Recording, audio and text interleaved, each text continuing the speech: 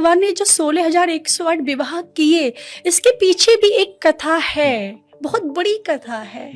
8 भगवान की मूल पटरानियां हुई, मैया रुक्मिणी, मैया सत्यभामा, मैया जाम्बवती, मैया मित्रवृंदा, मैया यमुना, मैया भद्रा, मैया लक्ष्मणा, ऐसे करके भगवान की 8 मूल पटरानियां हुई थी। और 16,100 के बारे में एक कथा आती है कि एक भौमासुर नाम का राक्षस था जो भूमि से उत्पन्न हुआ। ये क्या करता था, बड़े बड़े राजघरानों में जाता और सुंदर सुंदर राजकुमारियों का हरण करके ले आता और कारागार में डाल देता। 16,100 को उसने कैदी बना लिया और मन में संकल्प लिया कि जब ये राजकुमारियां 20,000 हो जाएंगी तब एक साथ इनसे विवाह कर लूंगा। भगवान के पास सूचना पहुंची, भगवान आई, भगवान ने भौमासुर को मार दिया। अब भगवान ने जब भौमासुर के कारागार में प्रवेश किया और जब वहां पर राजकुमारियों को देखा तो भगवान के नेत्रों में अश्रु आ गए। भगवान ने कहा, अब इनसे कौन विवाह करेगा? संसार का कोई भी राजकुमार इन्हें स्वीकार नहीं करेगा।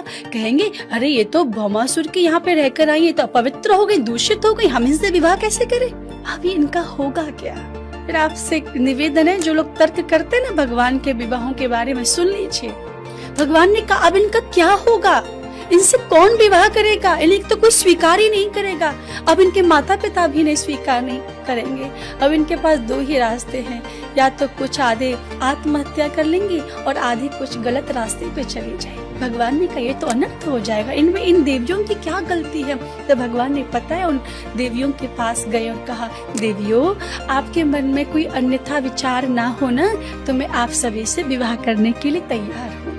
जिनसे कोई विवाह नहीं कर रहा था ना अमित जी, उनसे मेरे ठाकुर श्री कृष्ण ने विवाह किया, पत्नी बनाया, सम्मान दिया, समाज में जीने का अधिकार दिया। और लोग तर्क करते हैं कि भगवान ने इतने विवाह किए। वो समस्त स्त्रियां भगवान के चरणों में लेट गई, प्रभु इतने दयावान, इतने दयालु, हमें तो कोई संसार का पुरुष भी स्वीकार नहीं करता, और श्री कृष्ण आपने अपनी पत्नी बना लिया, आपके जैसा कोई नहीं है। इसलिए मैं हमेशा कहती हूँ, श्री कृष्ण जैसा कोई नहीं।